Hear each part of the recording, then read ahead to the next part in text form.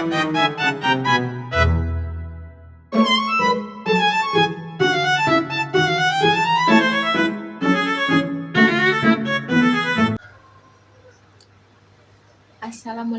warahmatullahi wabarakatuh.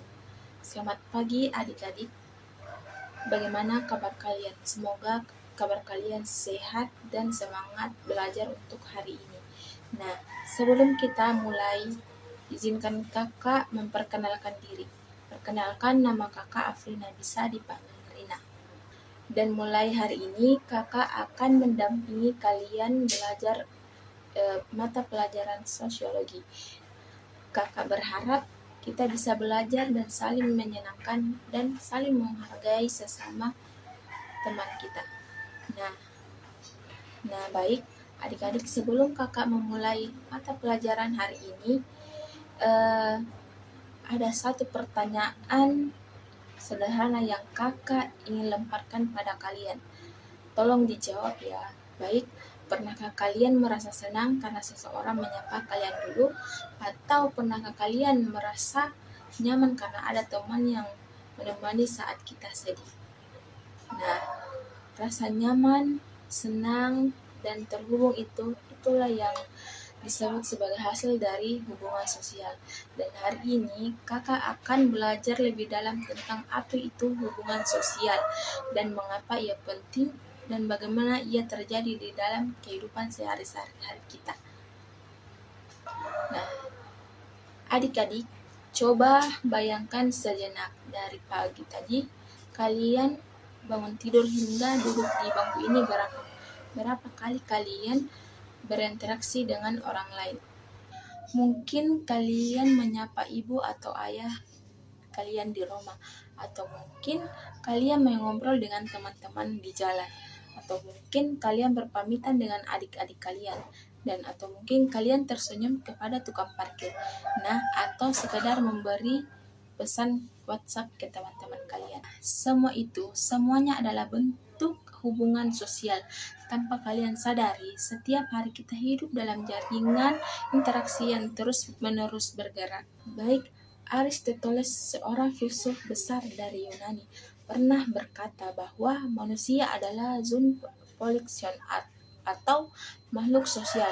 Artinya, manusia tidak bisa hidup sendiri.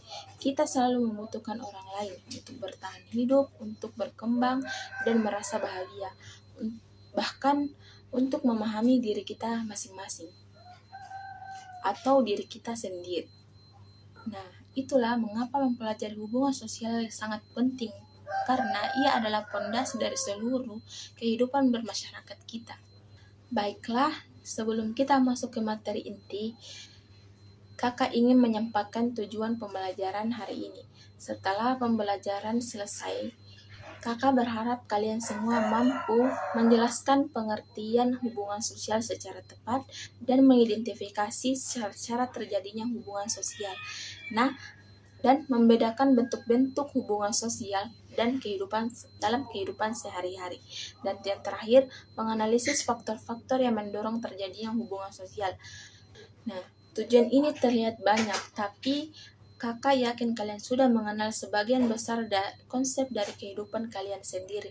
Kita hanya perlu memberi nama atau memahaminya secara lebih mendalam saja. Mari kita mulai dari definisi apa itu hubungan sosial. Nah, hubungan sosial adalah interaksi yang terjadi antara individu dengan individu dengan kelompok atau kelompok dengan kelompok yang bersifat dinamis dan saling memengaruhi satu sama lain. Baik, kata kunci di sini ada dua. Yang pertama itu interaksi dan yang kedua itu saling memengaruhi.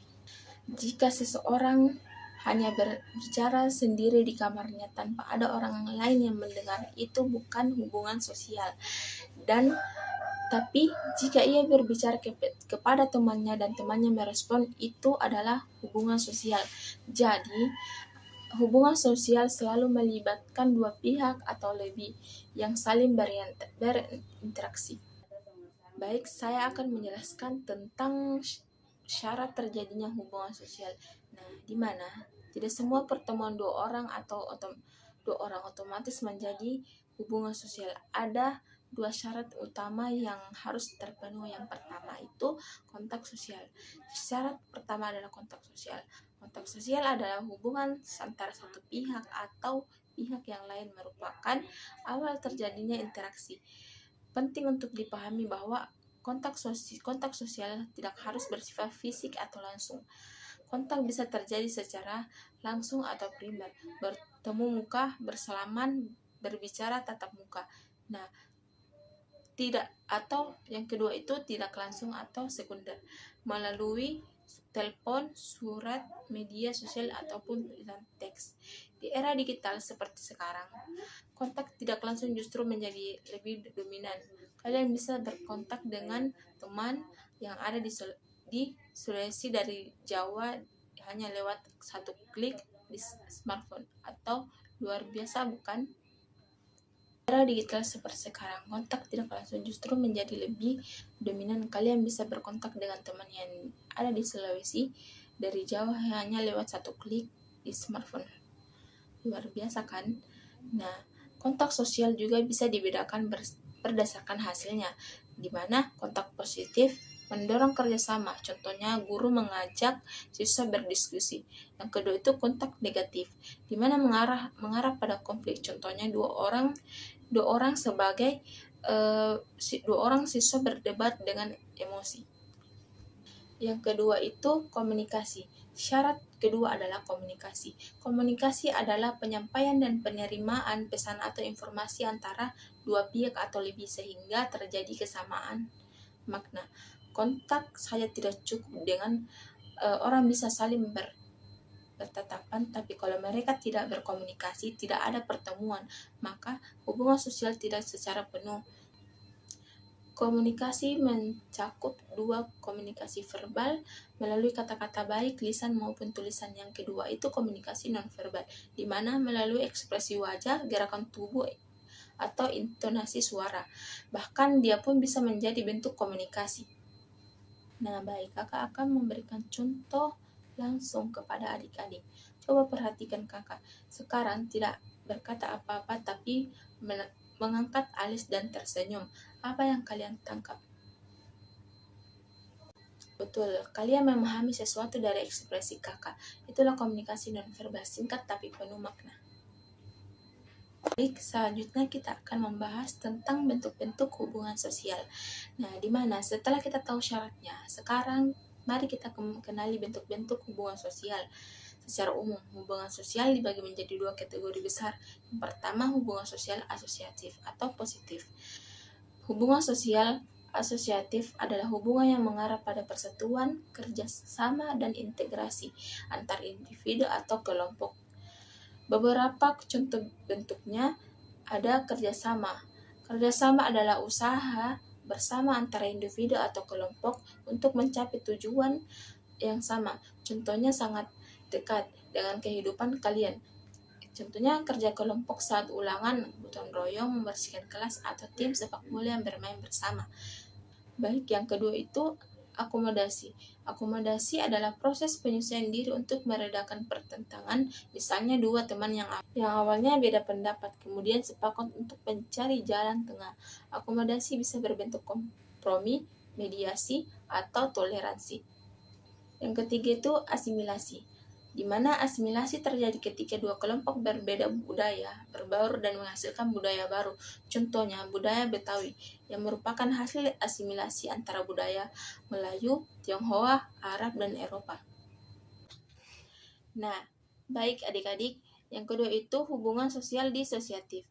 Tidak semua hubungan sosial berjalan mulus, ada pula hubungan yang bersifat disosiatif, mengarah pada perpecahan, persaingan, atau konflik.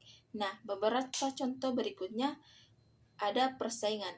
Nah, persaingan adalah usaha dari pihak-pihak yang terlibat untuk mencapai tujuan dan tertentu secara sehat. Contohnya, lomba cerdas cermat antar kelas. Persaingan tidak selalu buruk, justru memotivasi kita untuk menjadi justru bisa memotivasi kita menjadi lebih baik. Nah, yang kedua itu kontroversi. Kontroversi adalah sikap mementing secara tersembunyi. Ini berada di antara persaingan dan konflik. Contohnya itu seseorang yang tidak menyukai keputusan satu kelas. Nah, tapi tidak mengatakannya langsung. Ia hanya menyabotase dari dalam. Nah, yang ketiga itu konflik, di mana konflik adalah pertentangan terbuka antara dua pihak yang saling berusaha menghancurkan atau menyingkirkan pihak lain. Nah, adik-adik, konflik bisa terjadi dalam skala kecil seperti pertengkaran antar teman, hingga skala besar seperti pertentangan antar negara. Nah, adik-adik, meskipun terlihat negatif, konflik juga bisa menjadi katalis perubahan sosial yang positif asalkan dikelola dengan bijak. Nah, yang terakhir, faktor-faktor yang mendorong hubungan sosial, di mana pertanyaan terakhir, mengapa manusia mau melakukan hubungan sosial? Apa yang mendorong kita untuk berinteraksi? Nah, yang pertama itu imitasi. Imitasi adalah dorongan untuk meniru perilaku, gaya atau sikap orang lain. Kalian pernah meniru gaya berpakaian artis favorit atau cara berbicara teman yang kamu kagumi? Itulah imitasi. Nah, yang kedua itu sugesti, di mana sugesti adalah pengaruh psikologis yang diterima seseorang dari orang lain tanpa melalui proses berpikir kritis. Nah, iklan adalah contoh paling mudah, di mana adik-adik kalian tiba-tiba ingin membeli sesuatu setelah melihat iklannya berkali-kali. Nah, yang ketiga itu identifikasi, di mana identifikasi adalah keinginan seseorang untuk menjadi sama atau serupa dengan orang yang dikaguminya, bukan sekedar meniru, tapi benar ingin menjadi seperti dia, ingin lebih dalam dan dari imitasi. Nah, yang keempat itu simpati. Simpati adalah perasaan tertarik kepada orang lain ketika menganggap mereka layak dikagumi atau dikasihani. Simpati mendorong kita untuk mendekati dan membantu. Yang terakhir itu empati. Empati lebih dalam dari simpati. Empati adalah kemampuan untuk merasakan apa yang dirasakan orang lain, seolah-olah kita yang berada di posisi mereka. Nah, empati juga adalah fondasi hubungan sosial yang bermakna. Nah, baik adik-adik, itulah tadi pembahasan kita hari ini. Nah, untuk itu saya akan merefleksi adik-adik dulu. Adik-adik, mari kita sejenak merefleksikan apa yang baru kita pelajari. Di sekolah ini, setiap kali kita berinteraksi dengan teman-teman, guru, staf, cleaning service yang membersihkan kelas kita, semua interaksi itu membentuk jaringan hubungan sosial yang membuat sekolah kita berjalan. Nah, ketika kalian bekerja sama mengerjakan tugas kelompok, itu asosiatif. Ketika kalian berasa meraih nilai terbaik di kelas dengan cara yang sehat, itulah disosiatif positif. Ketika kalian membantu teman yang kesulitan karena kalian merasakan apa yang ia rasakan, itulah empati. Nah, hubungan sosial bukan hanya teori dan buku teks, ia hidup bernapas di sekitar kalian dan setiap saat. Nah, baiklah adik-adik, kita telah menyelesaikan materi kita hari ini. Mari kita simpulkan bersama-sama. Nah, hari ini kita telah belajar bahwa yang pertama itu hubungan sosial adalah interaksi antara individu atau kelompok yang saling memengaruhi. Yang kedua itu syarat hubungan sosial. Ada dua, kontak sosial dan komunikasi. Dan yang terakhir itu bentuk hubungan sosial, di mana terbagi menjadi asosiatif, positif, dan disosiatif, negatif. Nah, yang keempat itu faktor pendorong. Hubungan sosial meliputi imitasi, sugesti, identifikasi, simpati, dan empati. Nah, baik, sebagai penutup, kakak ingin mengajak kalian untuk memulai lebih peka terhadap hubungan sosial yang kalian jalani setiap hari, di mana jadilah individu yang membangun hubungan sosial yang sehat, saling menghargai dan bermakna. Nah, karena kualitas hubungan sosial kalian akan sangat menentukan kualitas hidup kalian di masa depan. Nah, untuk pertemuan berikutnya, kakak akan meminta kalian untuk mengamati minimal 3 bentuk hubungan sosial yang terjadi di lingkungan kalian. Nah, bisa di rumah, di sekolah, atau di media sosial. Lalu tuliskan dalam satu paragraf singkat. Nah, baik, untuk pertemuan berikutnya, Kakak ingin meminta kalian untuk mengamati minimal 3 bentuk hubungan sosial yang terjadi di lingkungan adik-adik. Bisa di rumah, di sekolah, di media sosial. Lalu tuliskan dalam satu paragraf singkat. Kita akan diskusi bersama minggu depan.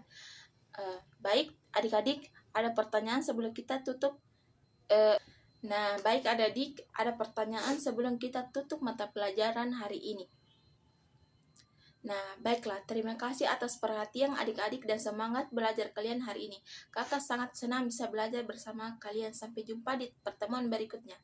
Wassalamualaikum warahmatullahi wabarakatuh.